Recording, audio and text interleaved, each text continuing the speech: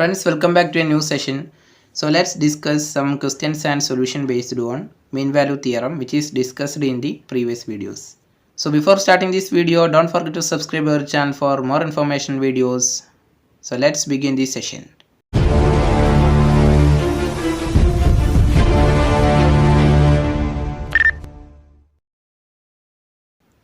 So the given question is determine the constant point C which is lying between the given points A and B if the given function is f of x which is equal to x into x minus 1 into x minus 2 and the value for A which is 0 and the value for B which is equal to 1 by 2 here.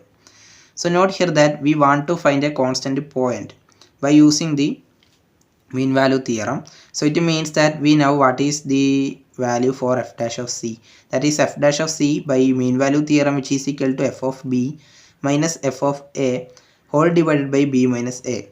So using this expression we can find a value for c, that is a constant point c. So from this expression we want to find f of b and f of a also. So we know what is f of x is. F of x is given that x into x minus 1 into x minus 2 here. So by the further simplification we get as it in the form of, by opening this bracket it become x into x, that is x square minus x, which into the second term is x minus 2 here. So it become, by opening these brackets it become x square into x which is x cube and x square into minus 2 which is minus 2x square and minus x into x, it become minus x square and minus x into minus 2, it become plus 2x here. So it implies that x cube minus minus 2 minus 1 which is minus 3, that is minus 3x square plus 2x. So here f of x which implies that x cube minus 3x square plus 2x here. So by substituting or replacing x by a and b, we get a proper solution for f of a and f of b here. So it means that when finding f of a, that is a is given that 0 here, that is f of 0 which is equal to, here it become 0 cube minus 3 into 0 square plus 2 into 0. So it is equal to 0 also. And when finding the value for f of b which is equal to 1 by 2 here, that is f of 1 by 2, it become 1 by 2 the whole cube minus 3 into 1 by 2 the whole square plus 2 into 1 by 2. Then it become in the value of 3 by 8 here. So in the next step we want to do that. We know what is f of x is, which is equal to x cube minus 3 into x square plus 2 into x. So here we want to find the value for f dash of x, that is the first derivative of the given function f of x. It become 3 into x square minus 3 into 2x plus 2. So it become 3 into x square minus 6x plus 2. So here the derivative of x cube which is equal to 3x square and the derivative of 3 is a constant and the derivative of x square which is 2x, that is 3 into the constant 3 into 2x. Then the derivative of 2x, that is 2 is a constant and the derivative of x which become 1, that is 2 into 1 which is equal to 2 also. So finally we get a solution for f dash of x which is equal to this form. Finally we want to do that. We know by mean value theorem f dash of c which is equal to f of b minus f of a whole divided by b minus a here.